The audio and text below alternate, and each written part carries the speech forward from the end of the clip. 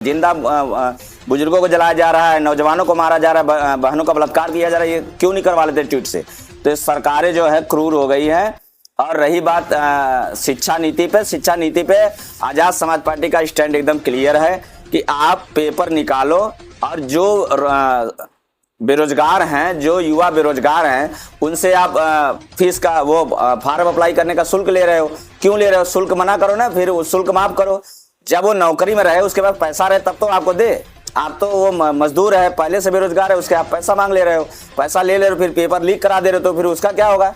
तो उसके जीवन के साथ जो मजाक हो रहा है, और ये सीमित समय में हो, कब पेपर होगा और कब इसका रिजल्ट निकलेगा, जो रिजल्ट निकले वो कितना किसने नंबर पाया, पूरा डिजिटल दिखना चाहिए।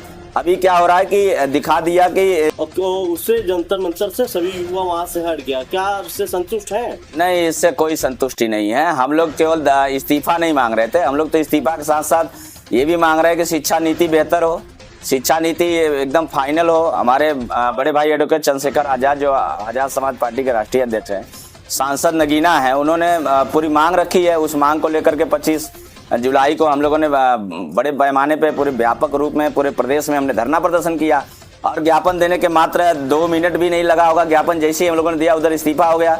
लेकिन रह गई बात, वो तमाम दल के लोग ये कह रहे कि मैंने ट्वीट कर दिया तो हो गया, ट्वीट कर दिया हो गया। तो ट्वीट करके करा नहीं क्यों देते? क्यों नहीं बलात्कार को रुकवा देते? क्यों नहीं लोगों की हत्या रुकवा देते? जिंदा बुजुर्गों को जलाया जा रहा है, नौजवानों को मारा जा रहा है, बहनों का बलात्कार किया जा रहा है, ये क्यों नहीं करवा लेते ट्वीट से?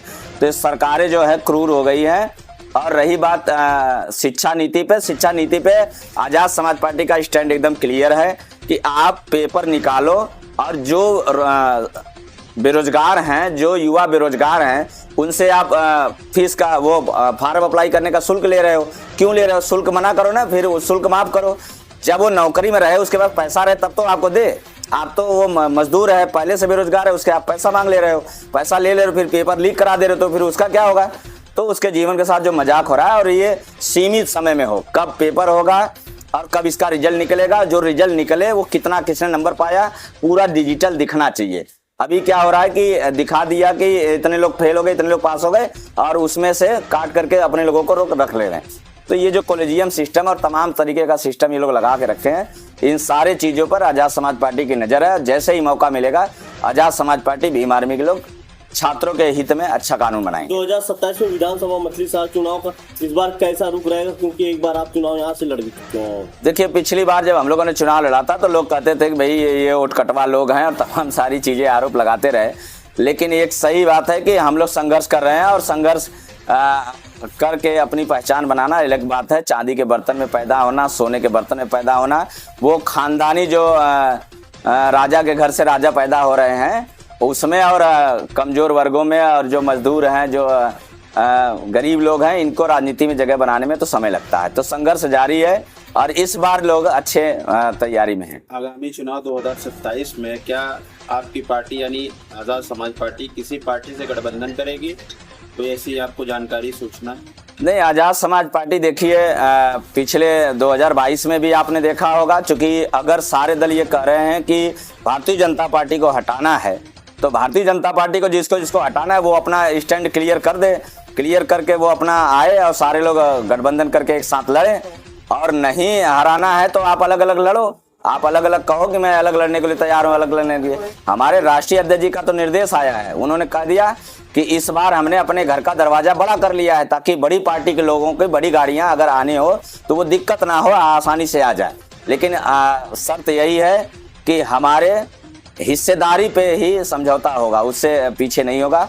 और रही बात गठबंधन का, तो ये राष्ट्रीय नेतृत्व का निर्णय है, राष्ट्रीय नेतृत्व के लोग अपना निर्णय लेंगे। पिछली बार भी सुनने में आया था, अफवाह हो रही थी कि समाजवादी पार्टी से गठबंधन होगा, कुछ सीटें दी जा रही हैं, लेकिन राष्ट्रीय अध्यक्ष जी जो आपके हैं वो जो है माने नहीं। क्या? नहीं, ये फिजूल आरोप है। मैं तो लखनऊ में था उस समय, चूंकि टिकट उस समय भी फाइनल होने की बात थी, तो मुझे भी बुलाया गया था लखनऊ, और हम लोग भी लखनऊ गए थे, और ऐसा कोई आरोप नहीं था, ऐसा कोई बात ही नहीं था। वो टिकट देना, कोई सीट देना नहीं चाहते, वो एक ही सीट देना चाह रहे थे, और वो भी कह रहे थे कि आप सीट ले लो, लेकिन हमारे चुनाव चिन्ह पे आपको लड़ना पड़ेगा। तो ऐसा हमारा दिन खराब नहीं है, हम लोग अपना संघर्ष करते हैं। मान्यवर कांसीराम साहब को मानने वाले लोग हैं, और मान्यवर साहब ने इतनी बड़ी कांग्रेस पार्टी जो पूरा देश एक ही पार्टी को वोट करता था, मान्यवर कांशीराम साहब की वजह से बहुजनों की तमाम राजनीतिक दल बने और उन्होंने राजनीति करना सिखा दिया है। तो हम लोग उनके सिपाही हैं और हम लोग मजबूती से काम करेंगे। हम लोग काम करना जानते हैं, इसलिए उनके सहारे नहीं बैठे हैं। राम मंदिर मुद्दे पर कुछ कहेंगे?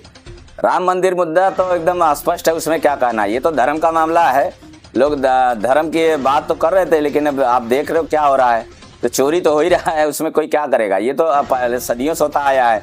अब थोड़ा पाइपलाइन बिछा के लोग चोरी कर रहे हैं तो अलग बात है, उनका अपना विचार है।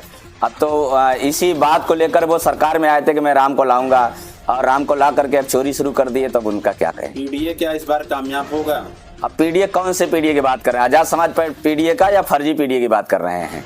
समाजवादी पार्टी। तो समाजवादी पार्टी का कहाँ पीडीए है? आप पीडीए देखना है तो आजाद समाज पार्टी को देखिए।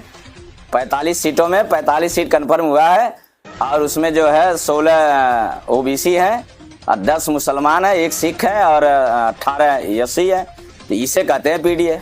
आप नाम तो पीडीए का दे रहे हैं, लेकिन पीडीए का काम नहीं कर रहे हैं। पीडीए सच में देखना हो तो चंद्रशेखर आजाद को देखिए। ठीक है, शुक्रिया।